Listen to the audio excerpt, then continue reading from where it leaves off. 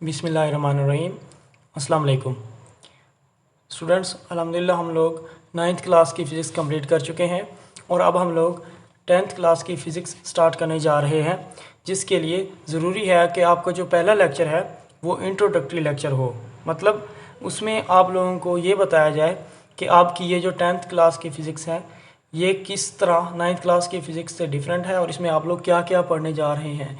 यानी कि एक प्रॉपर प्लान बनाया जाएगा आपकी ये बुक पढ़ने के लिए। ठीक है, तो हम देखते हैं कि a good plan is the half done, यानी कि अगर किसी भी काम का अच्छा सा एक प्लान बना लिया जाए तो उसका तकरीबन हाफ डन होने के बराबर होता है। ये एक कॉट है। अब हम लोग इस लेक्चर में करने क्या जा रहे हैं, हम लोग यही प्लान बनाने जा रहे हैं कि हम लोगों ने इस बुक में पढ़ना क्या है और इस बुक में हमारे लिए क्या मौजूद है। ठीक है, और किस तरह ये बुक हमारी 9th क्लास की फ़िज़िक्स की बुक से डिफरेंट है। बच्चों पहले हम देखते हैं कि इसके जो बुक के पूरे चैप्टर्स हैं वो कितने हैं। जिस तरह आपकी 9th क्लास की बुक में 9 चैप्टर्स है, यहाँ पर भी आपके पास 9 चैप्टर्स ही हैं। चैप्टर्स के नेम यहाँ पर गिवन है। इसमें हमारे पास simple harmonic motion, sound, geometrical optics, electrostatics, current electricity, electromagnetism, basic electronics, information and communication technology, atomic and nuclear physics के नाम से चैप्टर्स मौजूद हैं।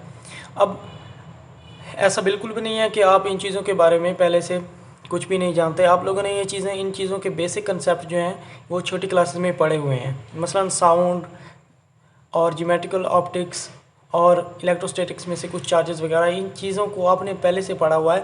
लेकिन यहाँ पर होगा क्या, उनको मज़ीद डिटेल के साथ पढ़ाया जाएगा। तो अब हम देखते हैं कि 9th और 10th की फ़िज़िक्स में डिफरेंस क्या है। देखिए बच्चों, यहाँ पर हमारे पास दोनों बुक्स के चैप्टर्स के नेम मौजूद हैं। ठीक है, अगर हम देखें तो 9th क्लास की फ़िज़िक्स है वो ज़्यादातर मेजरमेंट्स या मोशन और वर्क, एनर्जी और हीट वगैरह, यानी कि प्रॉपर थियोरेटिकल चीज़ों पर वो डील करती है। सारी जो आपने टॉपिक्स पढ़े हैं वो थियोरेटिकल थे, उनकी कोई हम उन चीज़ों को प्रैक्टिकली जो है वो ज़्यादा ऑब्जर्व नहीं करते थे। लेकिन 10th क्लास की जो चीज़ें हैं इनको आगे हम मज़ीद भी डिटेल से देखते हैं अभी। तो ये हमें ज़्यादा ऐसा लगता है कि प्रैक्टिकली चीज़, जो चीज़ें हम आम इस्तेमाल में रखते हैं या आम लाइफ में देख सकते हैं, हम रूटीन में उनको देख सकते हैं, उनके बारे में है। तो अब हम हर चैप्टर को एक ब्रीफ सी डिस्कशन ले लेते हैं कि हर चैप्टर में क्या मौजूद है। ठीक है, और बाकी हमें वहाँ से ये भी अंदाज़ा हो जाएगा कि कौन सा चैप्टर जो है वो पेपर्स के लिहाज से कितना अहम है।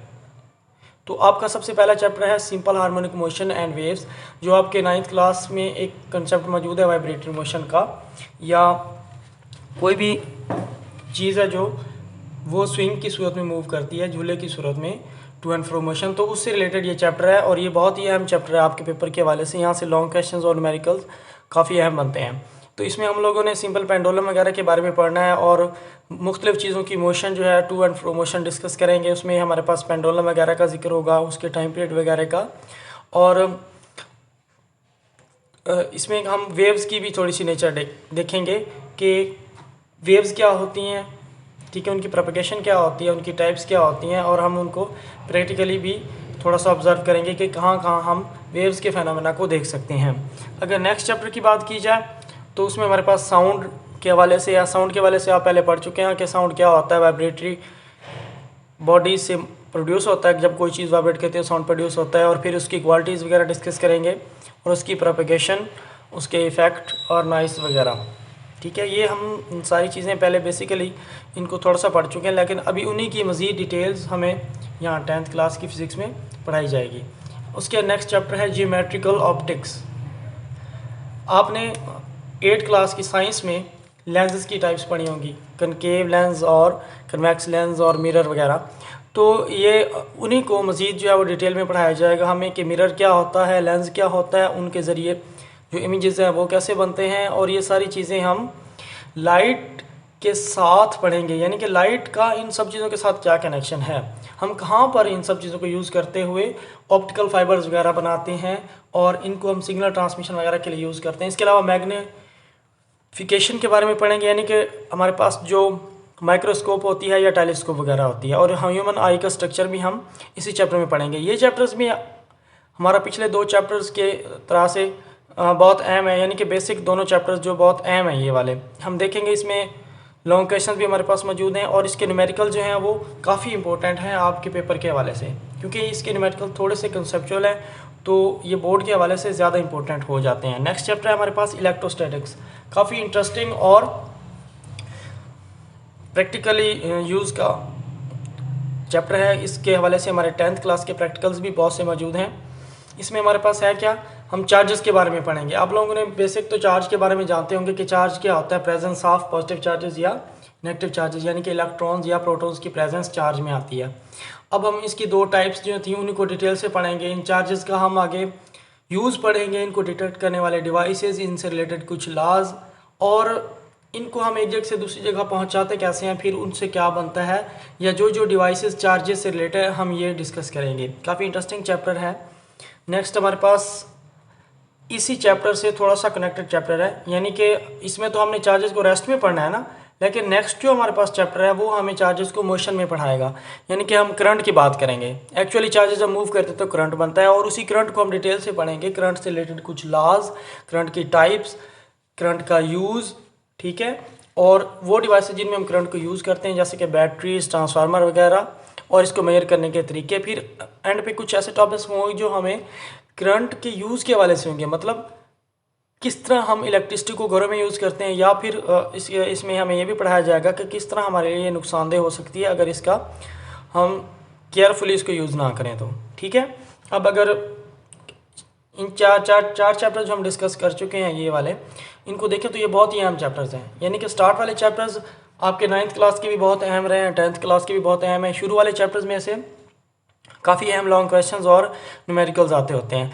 नेक्स्ट चैप्टर भी काफ़ी इंटरेस्टिंग है, लेकिन उनकी अगर हम वेटेज देखें तो वो पेपर के हवाले से इतनी ज़्यादा नहीं है जितनी इनकी है, ठीक है, वो ऑब्जेक्टिव के लिहाज से ज़्यादा अहम है। अगला चैप्टर है हमारा इलेक्ट्रोमैग्नेटिज्म। यहाँ पर करंट और मैग्नेट्स का आपस का रिलेशन हम डिस्कस करेंगे, मतलब किस तरह हम करंट को यूज़ करते हुए मैग्नेट्स को काम में लाते हैं और मैग्नेट्स को यूज़ करते हुए करंट को काम में लाते हैं, यानी कि हम मोटर, जनरेटर, इस तरह की चीज़ें देखेंगे कि किस तरह हम एसी करंट या डीसी करंट को मोटर्स में यूज़ करते हैं। और फिर आगे ट्रांसफार्मर और उसका वर्किंग प्रिंसिपल भी होगा। ट्रांसफार्मर से तो आप सब लोग वाकिफ़ होंगे, हम उसके वर्किंग प्रिंसिपल भी, जो कि काफ़ी इंटरेस्टिंग है, और किस तरह उसको हम वोल्टेज वगैरह के लिए यूज़ करते हैं ये पढ़ेंगे, ठीक है। ये हमारा चैप्टर जो है ये ज़्यादातर डायग्राम्स के साथ पढ़ाया जाएगा, मतलब इसके लिए आपको डायग्राम्स या मोटर या ट्रांसफार्मर वगैरह की एनिमेशन वगैरह की ज़्यादा ज़रूरत पड़ेगी, ठीक है। ये थोड़ा प्रैक्टिकली समझने वाला चैप्टर है। उसके बाद हम पढ़ते हैं बेसिक इलेक्ट्रॉनिक्स का चैप्टर, यानी कि जो हमारे इलेक्ट्रॉनिक सर्किट्स हैं या जो भी हम इलेक्ट्रॉनिकली चीज़ों को डील करते हैं उनकी हम यहाँ पर जस्ट बेसिक्स पढ़ेंगे कि किस तरह जो है वो हमारी पिक्चर ट्यूब वगैरह की वर्किंग है, ठीक है। इस तरह आप डिजिटल और एनालॉग चीज़ों के बारे में डिस्कस करेंगे। हमारे आज के जो डिजिटल टेक्नोलॉजी उसमें किस तरह कौन कौन से सर्किट यूज़ होते हैं, किस तरह इनको हम बनाते हैं, उसके बारे में जस्ट बेसिक्स चीज़ें हम पढ़ेंगे, ठीक है। नेक्स्ट चैप्टर हमें बताएगा इंफॉर्मेशन एंड कम्युनिकेशन टेक्नोलॉजी क्या होती है। ये बच्चों आज के दौर की जो सबसे अहम चीज़ है जो हमारे लिए, मसलन अभी हम जो लेक्चर्स आप तक पहुंच रहा है ये, तो ये भी इंफॉर्मेशन एंड कम्युनिकेशन टेक्नोलॉजी के मरहून मिन्नती है। तो हम देखेंगे कि किस तरह जो है हम इंफॉर्मेशन को कम्युनिकेशन टेक्नोलॉजी यूज़ करते हुए एक जगह से दूसरी जगह सेंड करते हैं, मसलन इंटरनेट, या फिर इससे रिलेटेड सारे डिवाइसेस को डिस्कस करेंगे जो कि इसको पॉसिबल बनाते हैं। मतलब अब यहाँ पर इंफॉर्मेशन मौजूद है तो हम किसी तरह उसको दुनिया के किसी भी कोने में भेज सकते हैं, तो ये सारा इंफॉर्मेशन एंड कम्युनिकेशन टेक्नोलॉजी का कमाल है। ये एक थ्योरेटिकल चैप्टर है जिसमें आप काफ़ी इंटरेस्टिंग चीज़ें पढ़ेंगे, मसलन fax machine, cell phone, email वगैरह। इसके अलावा वर्ड प्रोसेसिंग और कंप्यूटर के बारे में कुछ चीज़ें होंगी। जो आप में से कंप्यूटर सब्जेक्ट वाले बच्चे हैं उनके लिए तो यही चैप्टर और भी आसान और इंटरेस्टिंग होगा। तो ये भी थ्योरेटिकल चैप्टर है और इसमें से ऑब्जेक्टिव काफ़ी ज़्यादा आती है पेपर में। नेक्स्ट हम बात करते हैं, लास्ट चैप्टर हमारा एटॉमिक एंड न्यूक्लियर फिजिक्स है। इसमें हम एटम के बारे में पढ़ेंगे और न्यूक्लियस के बारे में पढ़ेंगे। फिर न्यूक्लियस के अंदर जो पार्टिकल्स हैं उनको पढ़ेंगे, फिर न्यूक्लियर रिएक्शंस पढ़ेंगे जिसमें हमारे पास ये जो एटॉमिक बम से होने वाला फ्यूजन या सन और स्टार्स में होने वाला फ्यूजन मौजूद है। तो ये सारी चीज़ें हम पढ़ेंगे। इसके अलावा हाफ लाइफ एक अहम टॉपिक है। तो ये एक ऐसा चैप्टर है जो हमें काफ़ी हाई लेवल की चीज़ों के बारे में पढ़ाएगा, मसलन न्यूक्लियस के बारे में, और फिर उसके आगे फर्दर रिएक्शन और उससे हम एनर्जी कैसे हासिल कर सकते हैं, जिस तरह एटॉमिक रिएक्टर्स वगैरह। तो ये चैप्टर आप लोग थोड़ा सा टिपिकल है, इसको कंसेप्चुअली आपने अच्छे तरीके से समझना है। तो अब हमने बच्चों देख लिया कि हमारे पास 9th क्लास की और 10th क्लास की फिज़िक्स का एक डिफरेंस मौजूद है, ठीक है। और फिर हमने देख लिया कि हमारे पास जो 10th क्लास की फ़िज़िक्स है जो कि हम अब पढ़ेंगे उसमें कौन कौन से चैप्टर्स हैं, और हमने उन चैप्टर्स का एक ओवरव्यू भी ले लिया, ठीक है।